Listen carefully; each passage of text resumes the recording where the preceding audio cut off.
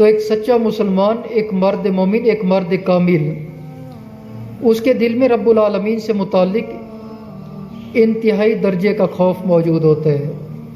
وہ ہر وقت اسی اندیشے میں مبتلا رہتا ہے کہ کہیں مجھ سے کوئی ایسا کام سرزد نہ ہو، کہیں مجھ سے کوئی ایسا عمل نہ ہو جس کی وجہ سے میرا رب مجھ سے ناراض ہو جائے، جو خدا کی ناراضگی کا سبب بنے۔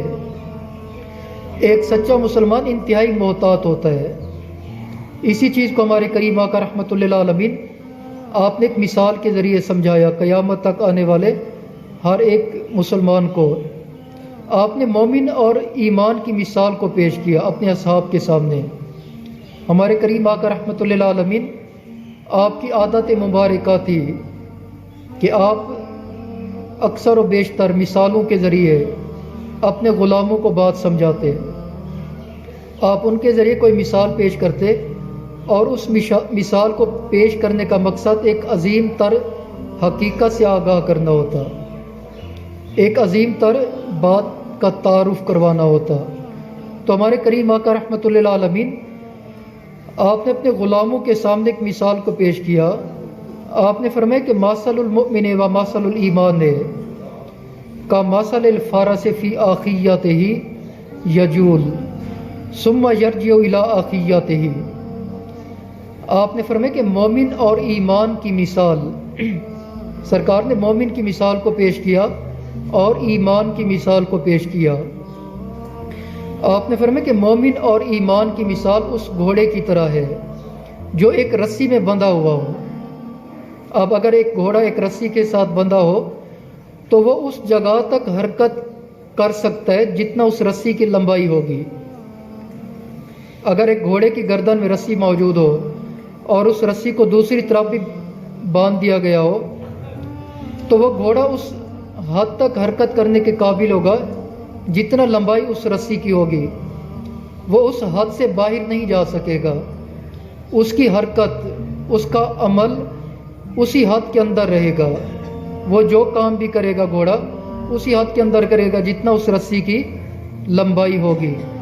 تو ہمارے کریم آقا رحمۃ اللہ عالمین آپ نے فرمایا کہ مومن اور ایمان کی مثال بالکل اس گھوڑے کی طرح ہے جو ایک رسی میں بندھا ہو۔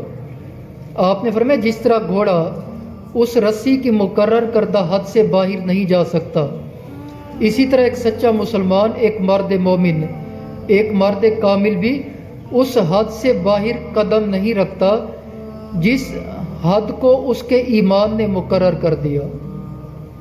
وہ اپنا سارا عمل اسی حد میں سر انجام دیتا ہے۔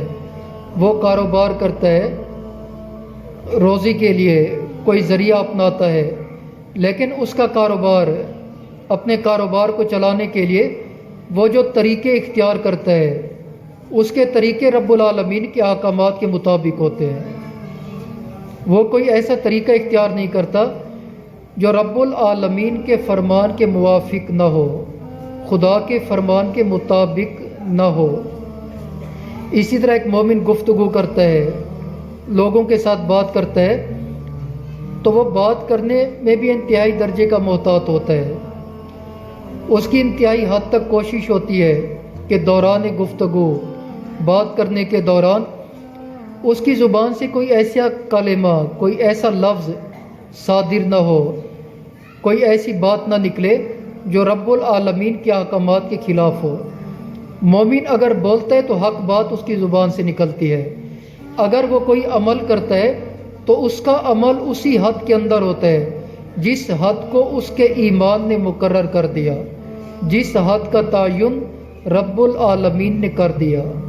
تو ہمارے کریم آقا رحمۃ اللہ عالمین آپ نے اس مثال کے ذریعے مومن کے مزاج کو بیان کیا کہ انتہائی مشکل حالات سے گزرنے کے باوجود، انتہائی کٹھن حالات سے گزرنے کے باوجود، تنگی کی حالت میں ہونے کے باوجود، دشمن کا خوف ہونے کے باوجود، فقر و فاقہ ہونے کے باوجود، مومن کبھی بھی، ایک سچا ایمان والا کبھی بھی اپنے رب کی مقرر کردہ حد سے قدم باہر نہیں نکالتا۔ تو اس مثال کے ذریعے رب العالمین نے ایک مومن کے مزاج کو بیان کیا۔ آپ آج اس آستانے سے اسی پیغام کو اپنے ساتھ لے کر جائیں۔ اب میں اپنی تقریر کو ختم کرنے لگا ہوں۔ آج آپ اس آستانے سے اسی پیغام کو اپنے ساتھ لے کر جائیں کہ جہاں تک ممکن ہو آپ کے اندر جو چیز سب سے بڑھ کر موجود ہونی چاہیے وہ اللہ اور اس کے رسول کی محبت ہے۔ اور دوسرا پیغام یہ لے کر جائیں کہ آپ آخرت کے لحاظ سے اپنی زندگی گزارنا شروع کریں، یعنی جو بھی عمل آپ سر انجام دیں اس عمل کو کرتے ہوئے آخرت کو اپنی نظر کے سامنے رکھیں، اس عمل کے نتیجے کو سامنے رکھیں، کیونکہ انسان جو بھی عمل کرتا ہے اس کے دو رخ ہوتے ہیں، یا تو اس کا عمل بصورت گناہ اس کے نام اعمال میں شامل ہو جاتا ہے، یا تو اس کا وہی عمل بصورت نیکی اس کے نام اعمال میں شامل ہو جاتا ہے۔